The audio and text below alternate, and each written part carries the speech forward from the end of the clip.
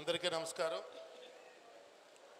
ముందుగా అనకాపల్లి ప్రీ ఈవెంట్కి ఇచ్చేసిన అనకాపల్లి ప్రజలందరికీ కూడా స్వాగతం పలుకుతూ, అలాగే ఈ చిత్ర యూనిట్కి ఇక్కడికి వచ్చిన గెస్టులకి అందరికీ కూడా పేరు పేరున ధన్యవాదములు.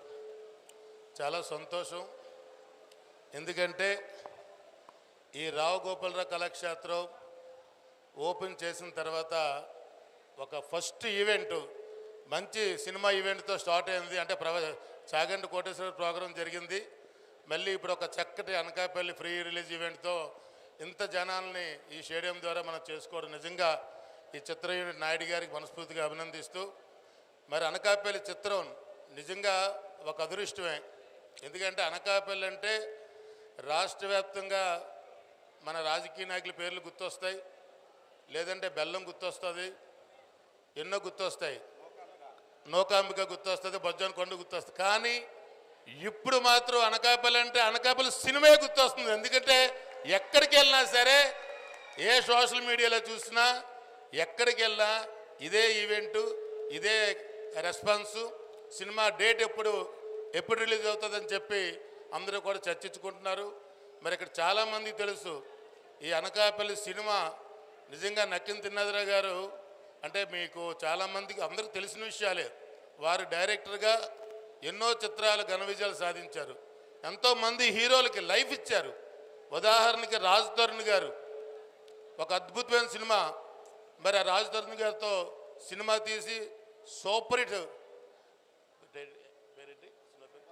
సినిమా చూపిస్తాం మామ, ఒక అద్భుతమైన హిట్ ఇచ్చి రాజ్ తరుణ్కి ఈవేళ మంచి లైఫ్ ఇచ్చిన మిత్రుడు నక్కిన త్రినాథ అని చెప్పి సందర్భం గుర్తు చేస్తూ, రవితేజ గారితో మరి మీరందరూ చూశారు 100 కోట్లు క్రాస్ చేసి బిగ్గెస్ట్ హిట్టెస్ట్గా మరి రవితేజ గారి సినిమా కూడా సక్సెస్ జరిగింది.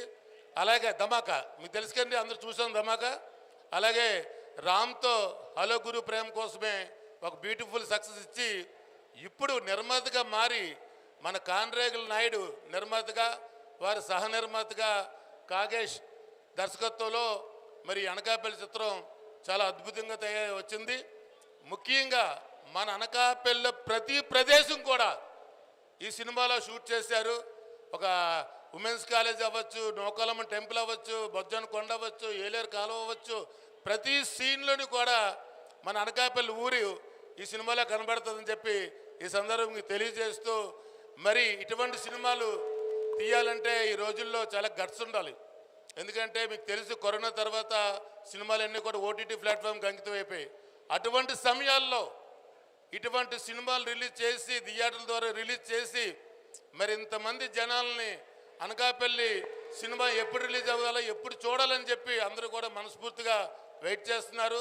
ఈ కార్యక్రమం ఇప్పుడు అనకాపల్లిలో నిజంగా ఈ కార్యక్రమం నిర్వహిస్తున్నందుకు మరి నిర్మాతల్ని, మిత్రుడు దర్శకులు నక్కిన త్రినాథ గారిని మనస్ఫూర్తిగా అభినందిస్తూ, ఈ సినిమా రిలీజ్కి మనందరం కూడా వీళ్ళకి కేవలం సినిమా చూసి సపోర్ట్ చేయాలని చెప్పి ఈ సందర్భంగా మీకు తెలియజేస్తూ, మన సినిమా మనం చూస్తే అది అనకాపల్లి సిటీ కాదు, అనకాపల్లి జిల్లాలో అనేక ప్రదేశాల్లో ఈ సినిమాలో ఉంటాయి. కాబట్టి మన ఊరిని ప్రపంచ స్థాయిలో సోషల్ మీడియా వేదికగా ఒక ఇండియాలోనే కాకుండా ఎక్కడెక్కడో ఉన్న తెలుగు వాళ్ళందరూ కూడా ఇవాళ అనకాపల్లి చిత్రం కోసం మాట్లాడుకున్నారని చెప్పి, ఇంత మంచి సినిమా ఆ నూకాంబికమ్మ వారి ఆశీస్సులతో వాళ్ళకి మంచి పేరు తీసుకురావాలని, భవిష్యత్తులో కూడా వారు ఆర్థికంగా బాగుండాలని చెప్పి మరొకసారి కోరుకుంటూ ఈ కార్యక్రమంకి నన్ను ఆహ్వానించినందుకు ధన్యవాదాలు తెలుపుకుంటూ సెలవు తీసుకున్నాను.